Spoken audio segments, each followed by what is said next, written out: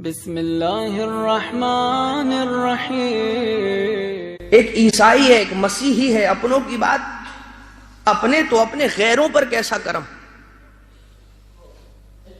ایک مسیحی گھرانہ، عیسائی گھرانہ، کرسچن فیملی، ان کے یہاں پر ایک عرصے سے اولاد نہ تھی، اور جب اولاد ہوئی تو اس اولاد میں نقص یہ تھا کہ اس کے دونوں پیر شل تھے، بچہ چلنے کے قابل نہ تھا۔ بچے کی عمر تھی تقریباً 3 سال۔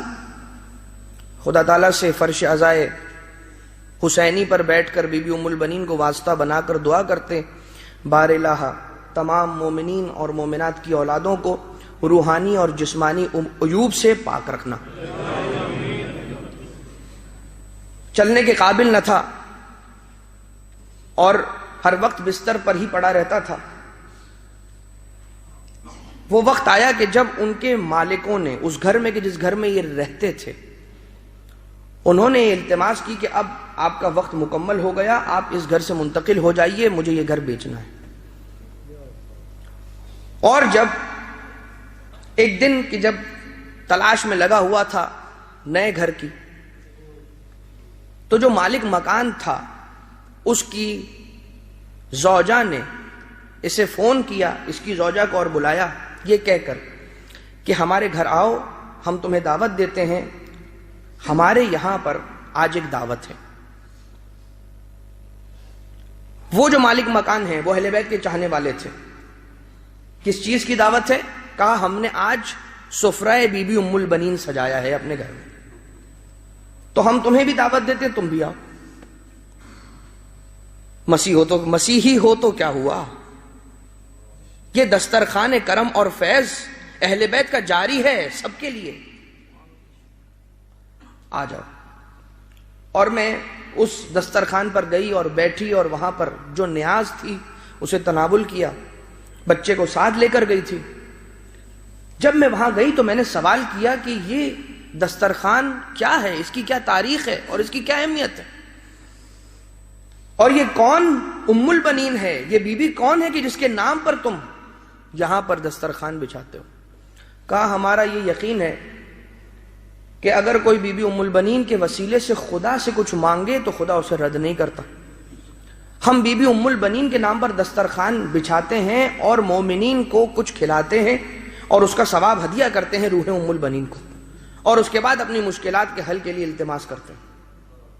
یہ بات سنی، اپنے گھر آئی، اس رات اپنے شوہر سے کہا کہ میں نہیں جانتی یہ بی بی کون ہے، مگر آج رات میں اور آپ بیٹھ کر اس بی بی سے اپنے اس بچے کے لیے شفا مانگتے ہیں۔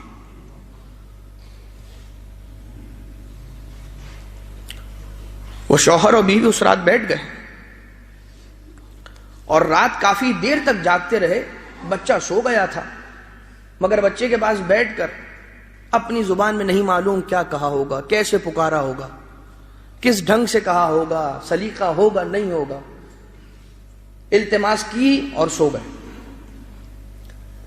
رات کے 1 پہر میں جب باپ کی آنکھ کھلی تو باپ نے کیا دیکھا کہ بچہ بستر پر نہیں ہے،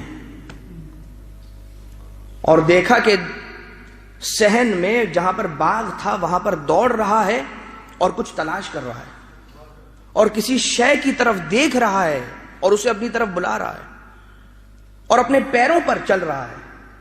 مزید اس کا مرض باقی نہ رہا، شفایاب ہو گیا۔ ماں کو اٹھایا اور ماں اور باپ دونوں گئے بچے کے پاس، اور بچے کے پاس جا کر سوال کرتے ہیں بیٹا کیا تلاش کر رہے ہو، کیا ہوا تمہارے ساتھ، کیا ماجرا ہے، بیان کرو۔ بچے نے کہا کہ مجھے فقط اتنا بتائیے کہ وہ جو شخص جو گھوڑے پر سوار ہے، کہ جو اتنا زیادہ ہیبت ناک چہرہ رکھتا ہے، وہ کون ہے؟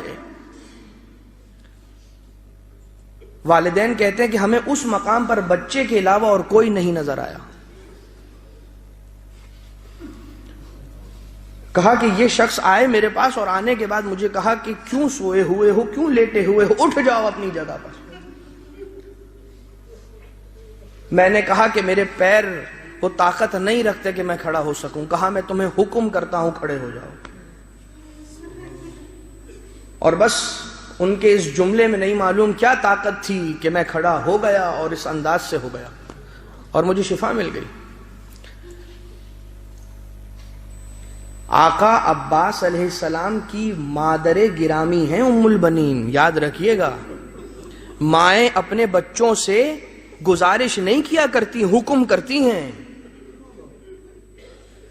کبھی تمہاری کوئی مشکل ہو نا اور حل نہ ہو رہی ہو، غم نہ کرنا، بی بی ام البنین کو ایک سورہ فاتحہ پڑھ کر ہدیہ کر دینا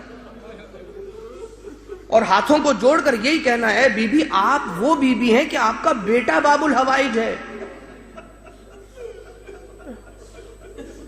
اور خدا نے آپ کو یہ مقام دیا۔